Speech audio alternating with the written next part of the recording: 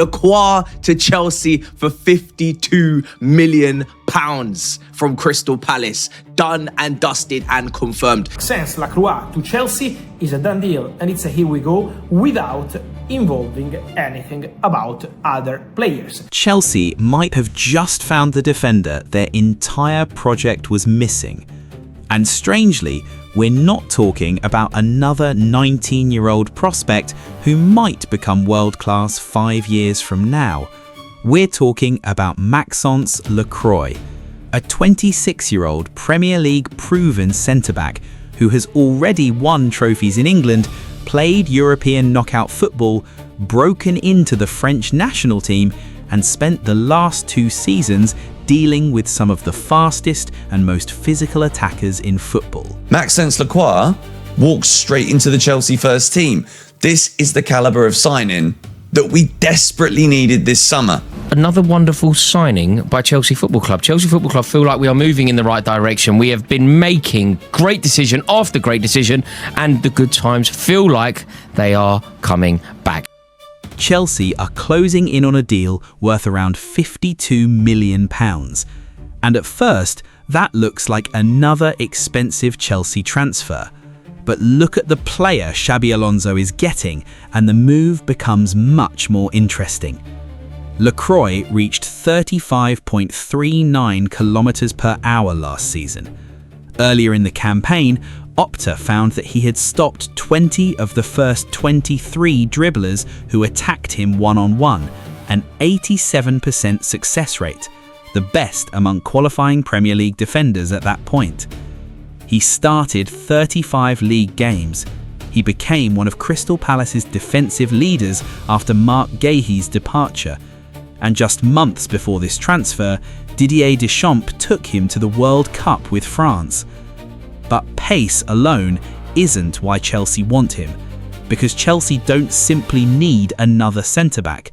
They need a defender capable of surviving the kind of football Xabi Alonso wants Chelsea to play.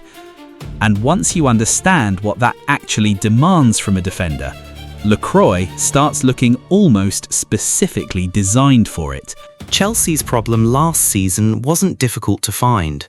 They finished 10th in the Premier League with 52 points, conceding 52 goals in 38 matches.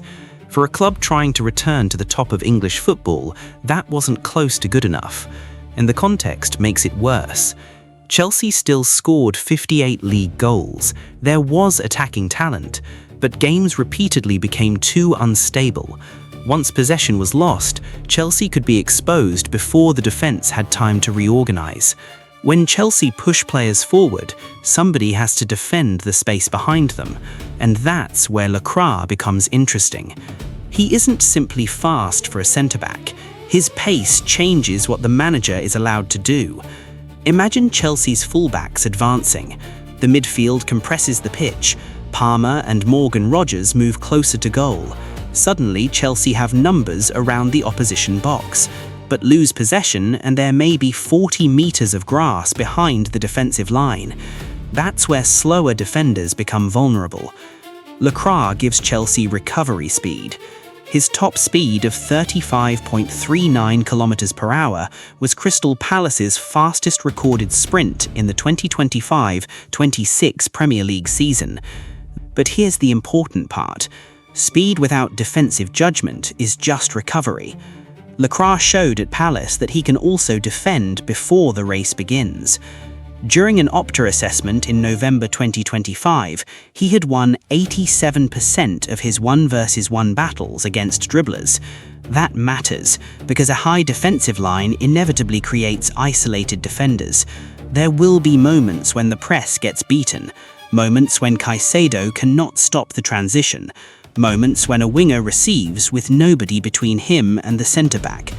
Chelsea need defenders comfortable being left alone. Lacroix has spent years doing exactly that.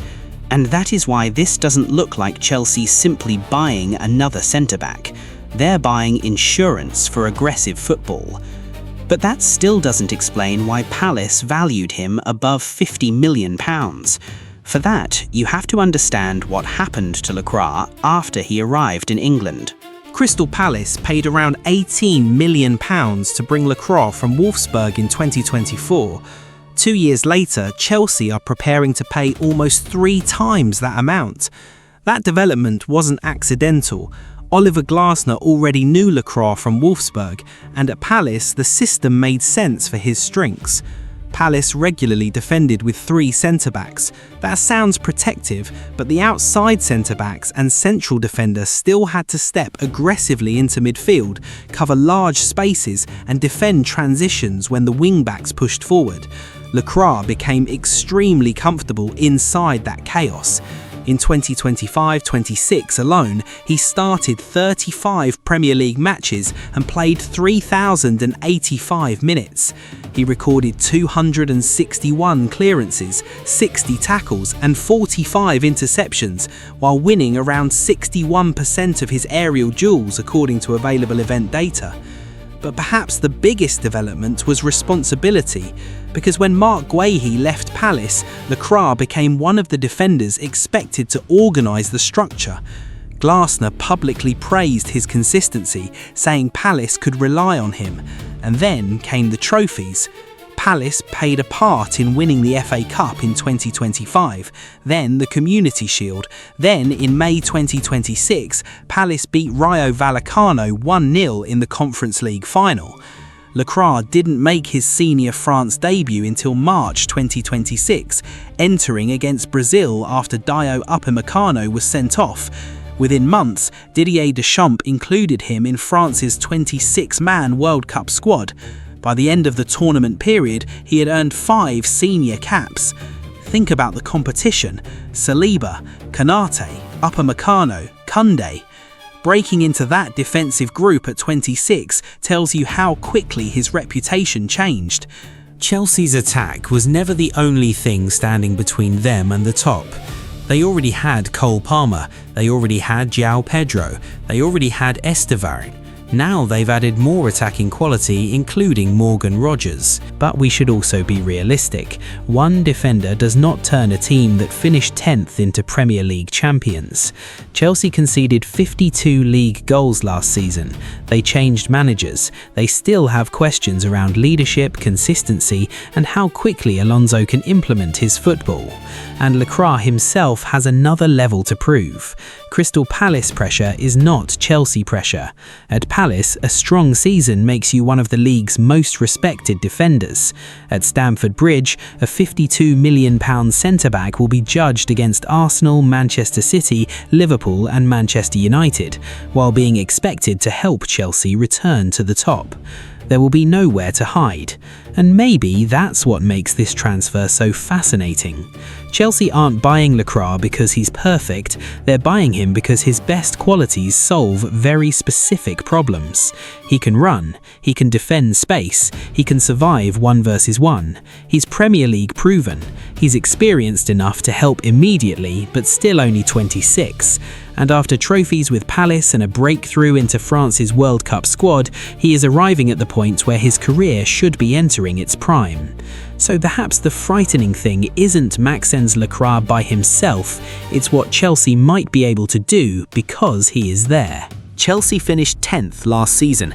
Nobody should be calling them champions yet. But their rebuild becomes much more interesting when the attacking talent finally has a defensive structure capable of protecting it.